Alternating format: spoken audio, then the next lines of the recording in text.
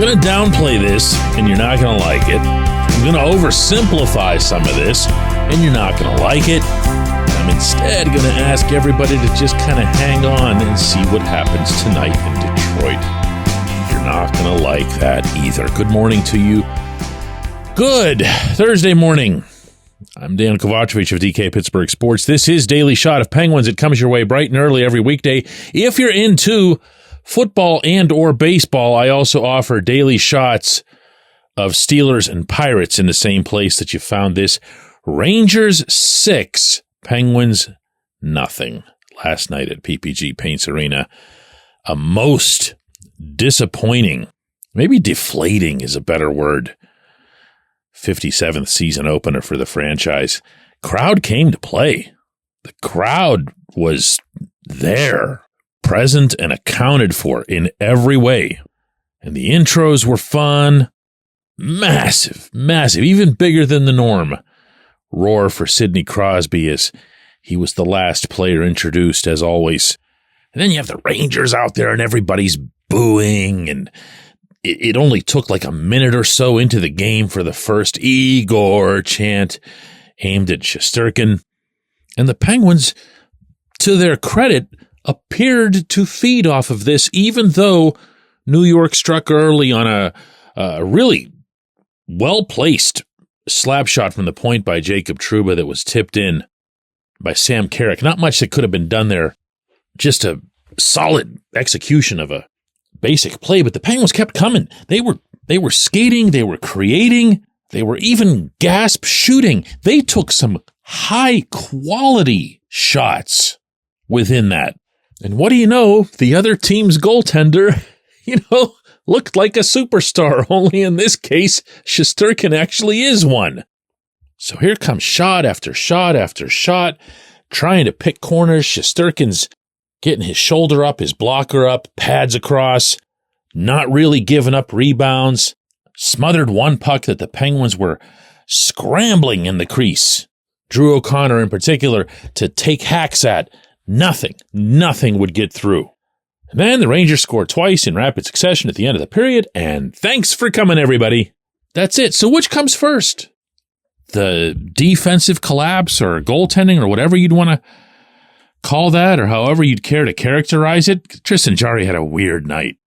4 goals on the first 12 shots, if you count the one that the Rangers scored that was waved off or offside, and I'm doing that just for the purpose of this exercise. And then after that, he was just... He was fantastic. He was every bit as good as Shesterkin, arguably better for the final 2 periods. Didn't matter. It was already 3-0, then 4-0, and then, how those go. What I couldn't get past, both during the game and afterward when I went to ask my questions was, well, here is that question. I asked it of Erik Karlsson.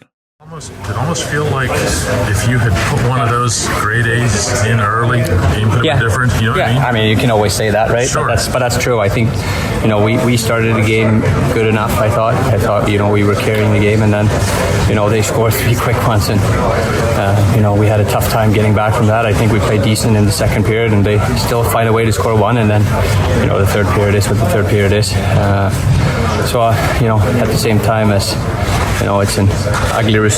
I'm sure we're going to look over it and, find the things that we can do better and where it went a little bit wrong. And at the same time, the things that we did do well. It's not like we have to completely change our game. But yeah, today was a tough one for us. And, we didn't really have that little extra today like the Rangers did. I appreciate the honesty. He doesn't have to answer that. It's a hypothetical. He can just say, listen, we didn't score, and that's that. He didn't. He felt kind of what I was feeling in watching it, which was that, man, just one of those, the Michael Bunting shot off of the shoulder, Lars Eller, I thought had a corner nailed, and it goes off the blocker. Jesse Puljujarvi right in front, hottest guy in preseason, let one rip from the right dot. Nothing doing. This episode is brought to you by Bet Online, your number one source for all your summer sports needs this season. From Major League Baseball, golf, NHL, NBA playoffs. Get the latest odds and lines, including all team matchups, player props, odds on just about everything that's out there. Head to the website today or use your mobile device to get in on the action. Bet online, where the game starts. And, if it were a normal circumstance, if it were a team that, usually does pretty well at finishing and scores a good number of goals, you can just kind of write it off. You can just say, listen, that's Shesterkin. That's Mr. Vezina Trophy. He just turned down an extension offer from the Rangers earlier this week for 8 years at $88 million. Turned it down. Would have become the highest paid goaltender in NHL history. And that would have been it. But here's the thing. We've been watching this for a long time now, and they do this to goaltenders. Build them up into something that they aren't. I don't mean psychologically, I mean in reality. And while they do that, they pile up all kinds of shot numbers. 72 shot attempts in this game. They actually had 2 more shot attempts than the Rangers did. 13 high-danger chances. 13! But then when you start breaking some of that down, you see that out of those 72 shot attempts, 20 of them were blocked by the Rangers. Another 18 just flat out missed the net. And in this case, some of them missed the net by such a wide margin that they'd wrap all the way around the boards and come out of the zone and just kill your whole shift. And then there's also this number, which might be the most telling of all of them, which is that out of 72 shot attempts, 29 of them actually reaching Shesterkin, only 5 of them were off rebounds. 5. That's it. And as long as we're looking at commonalities here, meaning with last season and the season before that, yes, we're still talking about a team that's not getting enough or anywhere near enough traffic passing through the slot, parked down by the crease, or even recklessly banging around down there after the fact. Which means that tonight in Detroit, whichever one of the Red Wings' 3 goaltenders, and they still have 3 in the fold, gets the nod, has almost as much a chance to look like Shesterkin. That's got to change. That's got to change. It's 1 out of 82, so there's no reason to overinflate the actual result or the impact. Stuff happens, but stuff won't happen for this team if it can't score goals out of all these chances. When we come back, J1Q.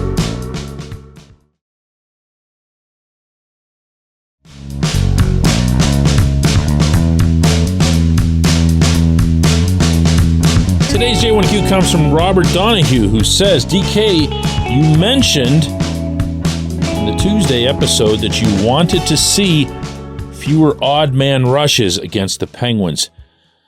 Was that game against the Rangers worse with odd man rushes than any game that you witnessed last season? Oh, no, it wasn't even close to being the worst. In fact, I want to say that it was against the Rangers themselves that the Penguins had a night last season that was just ridiculous in that regard. But this was the reason that I brought up the odd man rushes.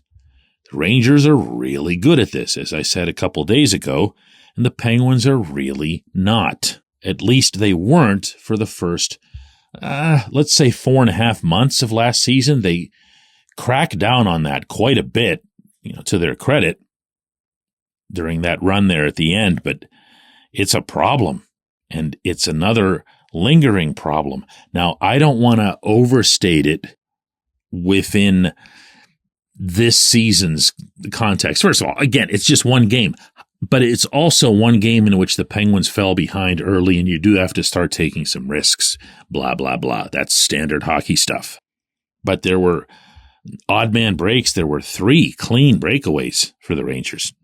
Not breaks like 2-on-1, just actual bleeping breakaways.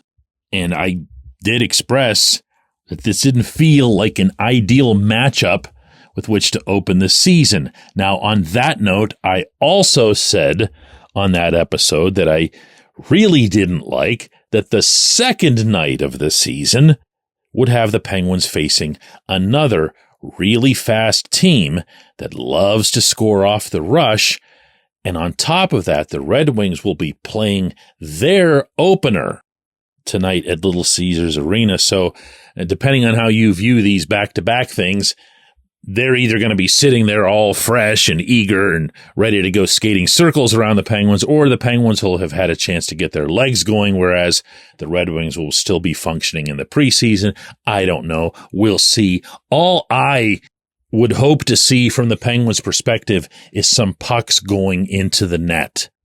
I feel like this team needs to get the feel of that. I feel like that wasn't even really occurring much in the preseason for them. Lots of nice movement, lots of shots, not a lot of goals. I'm driving to Detroit this afternoon to cover that game, and you and I can meet right back here tomorrow morning to talk about it.